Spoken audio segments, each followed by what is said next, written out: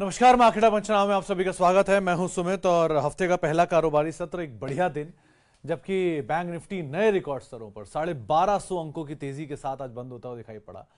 और ICICI bank के बढ़िया नंबर्स कह लीजिए, उसके बाद तमाम बैंकिंग में ही आग लग गई। एसबीआई ऑल टाइम हाइस पर पहुंच गया, आईसीआईसीआई बैंक अपने ऑल टाइम हाई पर है और मार्केट कैप 8 लाख करोड़ के पार देश का चौथा सबसे बड़ी कंपनी के तौर पर शुमार हुई और देश का दूसरा सबसे बड़ा बैंक बन गया। एयू में आज अच्छी खरीदारी थी, बाकी बैंक्स भी सपोर्टिव बाइंग थे, एचडीएफसी भी थोड़ा बहुत चला, लेकिन निफ्टी बैंक एक तरफा 2.5% के आसपास तेजी। पीएसयू बैंक में जोरदार तेजी, 2.5% का उछाल वहां पर था। आईटी 1/4% आज नीचे रहा, थोड़ा बहुत टीसीएस वगैरह में बाइंग थी, लेकिन बाकी सब बिकवाली थी। बिगेस्ट कंट्रीब्यूटर आज देखने को मिला आईसीआईसीआई बैंक को, वो निफ्टी बैंक को रिकॉर्ड स्तरों पर ले आके बंद भी वहीं होता हुआ दिखाई पड़ा। प्लस स्टॉक स्पेसिफिक स्टोरीज चल रही थी, अल्ट्राटेक के नंबर अच्छे आए, रिएक्शन वहाँ देखने को मिला। ट्रेंड के अच्छे नंबर आए लेकिन टूटना ही था क्योंकि Q on Q number weak आने थे, तो उसका एक इम्पैक्ट देखने को मिला। लेकिन ओवरऑल एक बढ़िया तेजी, एम6 वगैरह में रिकवरी थी। एक्सचेंज में बीएससी में आज वो फीस बढ़ने का इम्पैक्ट देखने को मिला, एक समय पर 16% नीचे रहा। एम6 से पहले टूटा था उसी खबर पे, बाद में वहाँ पे रिएक्शन आता हुआ दिखाई पड़ा या फिर रिकवरी आते हुए दिखाई पड़ी। अपोलो हॉस्पिटल में वो मर्जरी खबरें थी, उसका एक इम्पैक्ट देखने को मिला। ऐसे करके अलग अलग न्यूज़ चल रही थी, स्पेसिफिक स्टोरीज चल रही थी, उनका रिएक्शन था। लेकिन इन टोटल आज के लिए सबसे बढ़िया दिन तो बैंक्स के लिए था, और उसमें भी निफ्टी बैंक जो कि आज रिकॉर्ड स्तरों पर आईसीआईसीआई बैंक के दम पर होता हुआ दिखाई पड़ा। उसके अलावा कुछ और इंपॉर्टेंट चीज़ों में इंडसइंड बैंक भी आज चल रहा था, अभी अवेटेड है नंबर्स बहुत सारे। आईटी में अच्छे एचसीएल के नंबर आए, खराब नंबर आए, उनका रिएक्शन था, 6% नीचे बंद हुआ। मिड कैप इंडेक्स आज रिकॉर्ड स्तरों पर बंद हुआ। तो रिकॉर्ड्स का सिलसिला चल ही रहा है। Banking, energy, oil and gas, ये सब शेयर बढ़िया तेजी में। पीएसयू के अलावा पीएसई, इन सब में खरीदारी का रुख था। मेटल इंडेक्स बढ़िया, इंफ्रा इंडेक्स बढ़िया, ये सब खरीदारी के साथ ही कामकाज करते हुए दिखाई पड़े। तो ओवरऑल एक बढ़िया सेशन जो कि आज क्लोज होता हुआ दिखाई पड़ा। ये ट्रंकेटेड वीक है, आज कल कामकाज है, बुधवार को छुट्टी है, फिर कामकाज है। इसलिए ट्रंकेटेड वीक के हिसाब से आप चलिएगा। एक्सपायरी है कल, क्योंकि जो बुधवार को एक्सपायरी थी निफ्टी बैंक की वो पहले हो जाएगी, तो इसलिए शायद ये एक्सपायरी कल है और बाकी अपना थर्सडे को ही होगी। तो इस तरह से रिएक्शन है, लेकिन ओवरऑल एक बेटर सेशन आप मान के चलिए, यहाँ पे अच्छा कामकाज होता हुआ दिखाई पड़ा। अब सवाल जवाब का सिलसिला शुरू करेंगे और बातचीत करेंगे कुछ सवालों को लेकर भी, जहाँ पर आप अपने सवाल पूछ सकते हैं अलग अलग माध्यमों के जरिए, यानी कि आप फेसबुक, इंस्टाग्राम और बाकी प्रोफाइल के जरिए भी आप सवाल पूछ सकते हैं। शुरुआत करते हैं सवालों की। सबसे पहले ठाकुर साहब का सवाल है, गौतम ठाकुर साहब का। Sir, hello sir, suggest fresh entry in SBI, Ashok Leyland, EIL. Thakur साहब देखो, एसबीआई ऑल टाइम हाई पर है, आप एज वी स्पीक, तो आप ये अंदाज़ा लगाओ कि कोई भी चीज़ अगर ऑल टाइम हाई पर है तो थोड़ी महंगी साइड पे नहीं है। बेटर इसकी अभी इतना आप ध्यान रखो कि बाजार ऑल टाइम हाई बना रहा है एक मेगा इवेंट से पहले। ऐसा ना हो उस मेगा इवेंट के बाद बाजार ऑल टाइम लो तो नहीं बनाएगा, लेकिन हाँ एक बड़ा ड्रॉप जरूर देखने को मिले। थोड़ा कॉशियसली स्टांस रखिए। वन, ऑप्टिमिस्टिक रहेगा ऑब्वियसली, लेकिन कॉशियसली रहेगा। टू, किटी बचा के रखिए ना, अगर कहीं कोई अनफोर्सीन इवेंट हो जाता है जिसकी वजह से शायद मार्केट नीचे आ जाता है, तो बाजार में आपको मौके मिलेंगे ना। यही एसबीआई, यही अशोक लेलैंड आप नीचे ले लीजिएगा। अभी आउट राइटली सिर्फ इस डर में कि वो भागा चला जा रहा है मैं ले लूं, ऐसा मत करिए। वेट कर लीजिए, नीचे आएगा तब ले लीजिएगा। कहीं भागा नहीं जा रहा बाजार, कल भी था, परसों भी है। लेकिन हाँ, एसबीआई इज अ गुड बेट। आपको कभी भी किसी फॉल में मिले, कोई ड्रॉप मिले, तो आप वहां से एडिशन इसका शुरू कर सकते हैं और स्लोली एंड स्टेडली आप इसमें एक्यूमुलेट भी कर सकते हैं। ओके, आगे बढ़ते हैं। लार्ज कैप और मिड कैप आईटी में कितने स्टॉक रखते हैं, कितने कितने स्टॉक रख सकते हैं? कुमार साहब देखो, मतलब आप कितने कितने स्टॉक रख सकते हो वो आपके एपेटाइट पर है। आपका पोर्टफोलियो का साइज मुझे नहीं पता, आप कितने मैनेज कर सकते हो मुझे नहीं पता। लेकिन आइडियली सिचुएशन ये होती है कि आप 2 लार्ज 2 मिड कैप रख लीजिए, आपके लिए बहुत है। आप स्मॉल भी जोड़ोगे उसके अंदर, 2-3 का रेशियो रख लीजिए। 2 आप लार्ज कैप रख लीजिए, 3 मिड कैप स्मॉल कैप डाल लीजिए। लेकिन इस समय की सिचुएशन के हिसाब से मिड कैप ज़्यादा हीटेड है, स्मॉल कैप ज़्यादा हीटेड है, तो आपके पास लार्ज कैप के ही अच्छे ऑप्शन है। मिसाल तौर पर जेन टेक्नोलॉजीज आज मैं देख रहा था 1100 रुपये के करीब पहुंच गया। 232-230 रुपये पे इसी प्लेटफॉर्म पर उस पर बातचीत होती थी जब प्रमोटर ने बाय किया था। अब 200 रुपये का शेयर आप 5 गुना ऊपर या 6 गुना ऊपर खड़ा हुआ है, आपकी हिम्मत यहाँ पर अगर लेने की है तो क्या ही बोलूँ। तो इस तरह की एक बड़ी तेजी देखने के बाद स्टॉक को आप अभी के लिए अवॉइड ही करेंगे। नीचे मिलेगा तो आप एंटर करें। खराब अभी भी नहीं है जेन टेक्नोलॉजीज, जिनके पास है वो होल्ड कर सकते हैं, बट इस तरह के एग्जॉर्बिटेंट गेन के बाद एंटर करना इस रिस्की। सो LTTS या LTIM लार्ज कैप है, LTTS स्मॉल कैप है, जो भागे हैं, परसिस्टेंट भागा, बिरला सॉफ्ट भागा, KPIT लगातार अच्छे नंबर, आज भी अच्छे नंबर आए उसके, सो अभी कंटिन्यू कर रहा है वो अपनी तेजी को। सो इस तरह की चीज़ें हो रही हैं, जहाँ जहाँ पर आपको कूल ऑफ मिल रहा है वहाँ वहाँ पर एंटर करिए, और कूल ऑफ मिल रहा है लार्ज कैप में।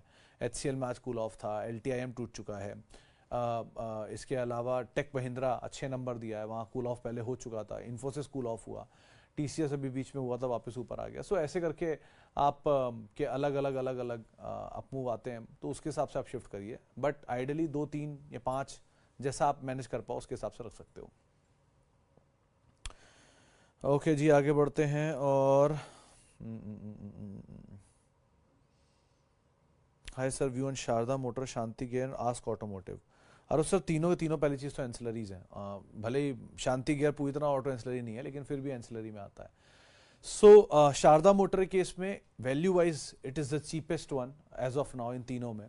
तो 16-17 का मल्टीपल था अभी चलने के बाद भी, एक्यूमुलेशन चल रहा है उसमें, और आज कुछ ब्रोकरेज हाउस के नोट्स भी मांगे गए थे, लेकिन अभी कोई ब्रोकरेज की कवरेज ज़्यादा है नहीं, but it's a good stock otherwise.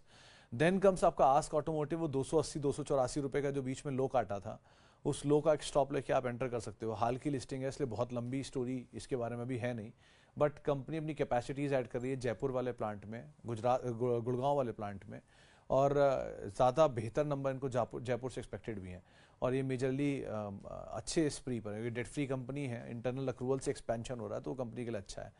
सो वो ज़्यादा सेफ बेट है। Third one is your Shanti gear. Shanti gear चला बहुत है, इसलिए वो थोड़ा कूल ऑफ होने का वेट करिए। दो कंपनी वो भी अच्छी है, बट मुरगप्पा ग्रुप भी बहुत चला है और उसमें ये भी बहुत चला है, सो थोड़ा सा कूल ऑफ हो जाए तो एंटर करना ज़्यादा लॉजिकल है। सो वैल्यूएशन वाइज सबसे सस्ता आपके सामने इस समय शारदा मोटर है, कैपेसिटी एडिशन के हिसाब से आस्क ऑटोमोटिव है, और क्वालिटी पेडिग्री का स्टॉक है शांति गियर। तो आप इस 3 क्राइटेरिया के हिसाब से इनमें एंटर कर सकते हैं। Sir, is it possible to reduce 50% expenses in a quarter in JP Power to sudden increase in OPM? मोमिन सर देखो, JP पावर के नंबर अच्छे थे, 2 बड़ी वजह आप मान सकते हो। पिछले बार तो वैसे लो बेस था, तो YOY बेसिस पे आपको लॉस से प्रॉफिट में दिखाई पड़ेगा, but Q on Q basis पे पिछले क्वार्टर के नंबर भी इनके बहुत अच्छे आए थे। इनका रिडक्शन इसलिए भी हो रहा है क्योंकि इन्होंने एक बड़ा असेट बेचा था, जो कि शायद इनकी कॉस्ट का बड़ा हिस्सा निकल जाता है वहाँ से। सो ऐसा एक्सपेंस का रिडक्शन 2-3 सूरतों में होता है। पहला, आप बहुत बड़ी वर्कफोर्स को निकाल दो, वो उनके लिए सही है जिनकी वर्कफोर्स मतलब एडिशनल थी और आपका काम में कोई इशू नहीं आ रहा है। अगर आपके रेवेन्यूज़ पे कोई इंपैक्ट नहीं आ रहा है और आप वर्कफोर्स निकालते हो, तो आपके केस में ऐसा एक इंपैक्ट आ सकता है। दूसरा, एक टैक्स रिडक्शन का भी बड़ा इंपैक्ट होता है। कभी कभी आप टैक्स क्रेडिट लेके बैठे हो तो लास्ट क्वार्टर में, इस बार आपका टैक्स एक्सपेंस आ जाता है, या टैक्स एक्सपेंस, तो वो एडजस्टमेंट आपको लगता है 50% रिडक्शन। दूसरी तरफ तीसरी तरफ एक ये भी चीज़ होती है, कोई बड़ा असेट आपने बेच दिया, उस बड़े असेट के साथ आपकी कॉस्ट भी कम हो गई, रेवेन्यूज़ पे इंपैक्ट नहीं आया ज़्यादा, लेकिन कॉस्ट बहुत तेज़ी से नीचे आ गई। सो ये क्या बेनिफिट हो सकता है। तो या रैंप अप कैपेसिटी होती है कभी कभी कि आप अपनी इनपुट कॉस्ट को सच में ही कम कर रहे हो। तो ऐसे बहुत सारे रीजंस हो सकते हैं, but in total JP power के नंबर अच्छे हैं, और 15 रुपये इसका स्टॉप रखिए, 24 पे रेजिस्टेंस है।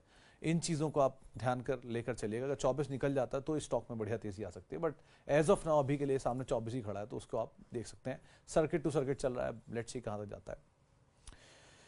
मेरे पास HDFC बैंक के 400 शेयर हैं, एक्स डेट 10 मई को है। कहाँ गया 10 मई को अगर मैं शेयर 11 मई को बेचता हूँ तो क्या डिविडेंड मिलेगा?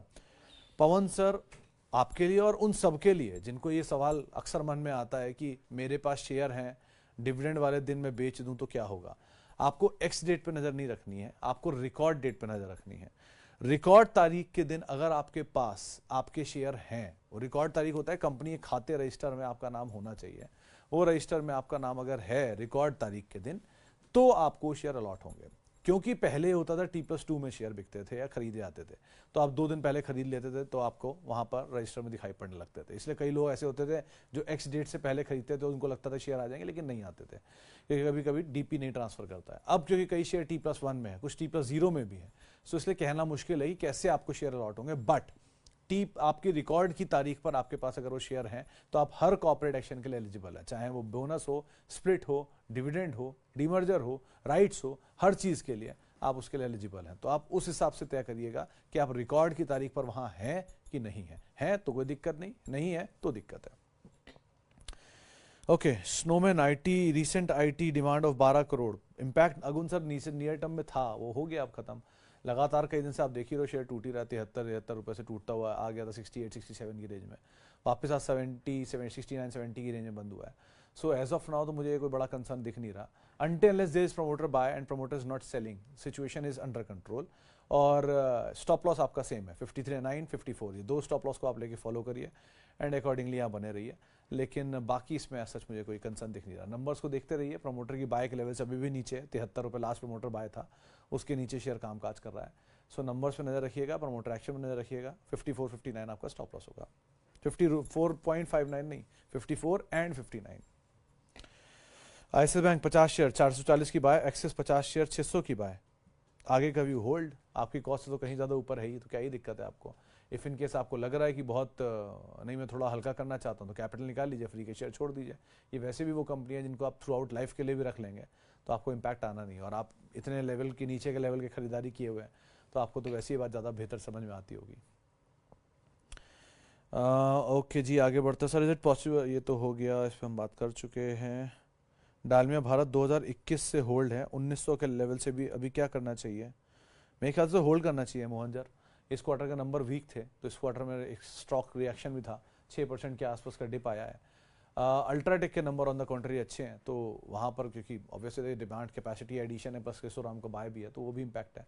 बट आप होल्ड कर सकते हो अभी, तो it's a good company. Otherwise slow mover है, पहले चला था, फिर वो अर्निंग आ गया, अर्निंग के बाद टूट गया।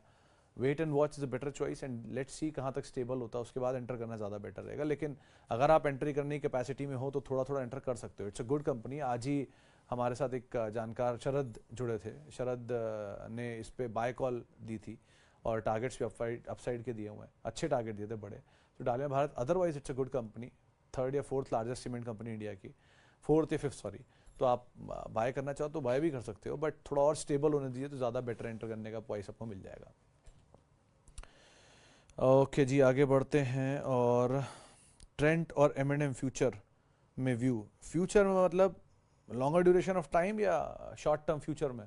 सर ट्रेंड के नंबर अच्छे आने का अनुमान था बाजार में, वो आ ही गए, नंबर अच्छे हैं, बट क्यू ऑन क्यू खराब आने ही थे, क्योंकि एक बहुत बड़ा बेस सामने खड़ा था। पिछली बार री रेट हुआ था stock Q on Q number के बाद, तो इस बार ये वीकनेस का उम्मीद था ही। Tata chemical on the contrary week number का अनुमान है, तो शायद टाटा केमिकल वीकनेस के बाद अगर कई कल खराब नंबर दे दे, आज ही नंबर आने हैं, अगर खराब नंबर आ जाते हैं, अब तक मैंने देखे नहीं आया कि नहीं, लेकिन 2.5-2% नीचे था, तो अगर बहुत खराब नंबर आ जाते हैं या आ गए हैं, तो शायद ये हाल फिलहाल का ही डिप है। इसके बाद फिर बहुत ज़्यादा गिरावट की गुंजाइश रखिएगा मत, क्योंकि ऑलरेडी ये टूटता ही चला आ रहा है नंबर्स के पहले से। सो जहाँ अच्छे नंबर की उम्मीद थी वो था ट्रेंड, जहाँ खराब की उम्मीद है वो है टाटा केमिकल। अच्छे ट्रेंड के केस में वो टूटना ही था, क्योंकि Q on Q number weak आने थे, और टाटा केमिकल के केस में नंबर खराब है, वी ऑन क्यू और वाई वाई दोनों ही, सबका एस्टिमेट खराब का है। सो अगर नंबर थोड़े से कम खराब आया या बेटर आ गया तो शायद स्टॉक रिएक्ट कर जाएगा, तो आप उस हिसाब से देखना इसको। हेलो सर, BEL 236 पे फ्रेश एंट्री व्यू। अपोलो के केस में आप होल्ड कर सकते हो, कोई ऐसा इशू नहीं है। ये आज जो डील थी, ये थोड़ी सी इनकी गाइडेंस, असल में इनकी वैल्यू को कट किया गया है, कि जो अपोलो हेल्थ है उसकी वैल्यूएशन कट की गई है, बट ये नियर टर्म जर्क है, बहुत इंपैक्ट करेगा नहीं लॉन्गर ड्यूरेशन ऑफ टाइम के लिए, तो आप आराम से ऐड कर सकते हो। एंड लाइकवाइज BEL भी ठीक कंपनी है, बट ये ध्यान रखना कि PSUs में, अभी मैं नंबर देख रहा था CPSE निफ्टी का, CPSE यानी कि निफ्टी की जितनी PSU कंपनियों का इंडेक्स है, उसके अंदर जितनी भी कंपनियां हैं उन सब में एवरेज रिटेल होल्डिंग जो थी वो 5.5% थी एवरेज, वो बढ़ के एवरेज अब 6.5% आ चुकी है। तो 1.5-1% एवरेज बढ़ना इतनी सारी कंपनियों के अंदर holding, it is a sign of concern, क्योंकि रिटेल का पार्टिसिपेशन बहुत बढ़ रहा है। और अगर मैं IREDA, IRFC और NHPC इन तीनों को और जोड़ दूँ तो 6% से सीधे 6.5% एवरेज हो रहा है। सो ये तीनों जो रिटेल कंपनियां, रिटेल का निवेश है PSU में, वो बढ़ रहा है धीरे धीरे। It is not a sign of concern, but आमतौर पे देखा गया कि जहां रिटेल का पार्टिसिपेशन बढ़ता है वो शेयर की परफॉर्मेंस थोड़ी स्लगिश हो जाती है। Suzlon is the largest one and Vodafone and yes bank and all, तो आप उस हिसाब से कॉल लेकर रखना। तो थोड़ा कॉशियसली ऑप्टिमिस्टिक स्टांस रखना। कंटेनर कॉप में 2% थी, इसलिए वो नया हाई बना रहा है। BPCL में 1.5-2% है, वो नया हाई बना रहे हैं। सो जहां पर होल्डिंग PSU रिटेल निवेश की कम है, वहाँ ज़्यादा है। अब आप अगर IRFC को कंपेयर करोगे, वहाँ सिर्फ 8% है, लेकिन IRFC के पब्लिक फ्लोट ही नहीं है। 89% तो PSU गवर्नमेंट के पास है, 11% में से 8% रिटेल पब्लिक के पास है। सो आप ऐसे अंदाज़ा लगाओ, IREDA में 15-18% है, या BHEL में है 20% शायद, या NMDC में है 20%। तो ऐसे करके पब्लिक, रिटेल पब्लिक का बहुत पार्टिसिपेशन बढ़ रहा है, तो थोड़ा कॉशियसली ऑप्टिमिस्टिक स्टांस रखना अपना। Sumit sir, Infosys very long term, Ambuja, Infosys hold कर सकते हो बट वेरी लॉन्ग टर्म नहीं, क्योंकि वेरी लॉन्ग टर्म वाला इसमें व्यू शायद बचा नहीं है। सो एज ऑफ नाउ तो आप होल्ड करो। तो बेटर ये है कि आप अभी तो होल्ड करो एंड जस्ट सी, शायद अगले क्वार्टर के नंबर तक ये वो दाम आ जाएगा जिस दाम से नीचे आया था, तो अकॉर्डिंगली आप कॉल कर सकते हो उसके अंदर। ओके, लास्टली साहा साहब, hello sir, how are you doing. कभी कभी समझ नहीं आता मैं इन्वेस्टर हूँ या ट्रेडर। जब शेयर चलने लगता है तो इन्वेस्टर वाला फील आता है, और जब गिरने लगता है तो ट्रेडर जैसा फील आता है। सर देखो, आप इन्वेस्टर नहीं या ट्रेडर नहीं, वो ट्रेडर की रूप में, मतलब इन्वेस्टर के रूप में ट्रेडर बैठता है ना, वो हो आप। सो आमतौर पे जब भी कभी बाजार में तेजी आए तो कोशिश करना, अगर आप ट्रेडर हो तो निकलने की, और जब भी कभी मंदी आए तो कोशिश करना एंटर करने की। उलट करना, जो निकलना और करना सबसे मुश्किल होता है, लेकिन यही सबसे इंपॉर्टेंट पार्ट है। Exiting is the best part. कई सारे गेट एंटर करने के मार्केट में, निकलने का एक ही है। सो इसीलिए ज़रा ध्यान संभल के आप कॉल लेना इसमें। चलिए, बाकी बातें 5:30 बजे करेंगे, अभी का समय पूरा हो चुका है। आपसे अब मुलाकात होगी 5:30 बजे। आप मेरे साथ जुड़ सकते हैं, @सुमित रिसर्च मेरा ट्विटर हैंडल है, सोशल मीडिया हैंडल्स हैं। किसी भी निवेश से पहले अपने वित्तीय सलाहकार की राय ज़रूर ले लें। CNBC आवाज़ के यूट्यूब, फेसबुक, इंस्टा सारे पेजेस पे हम आपके लिए हमेशा मौजूद रहते हैं, तो वहाँ पर आप हमारे साथ फीडबैक, बातचीत कर सकते हैं। फिलहाल के लिए इतना ही, नमस्कार।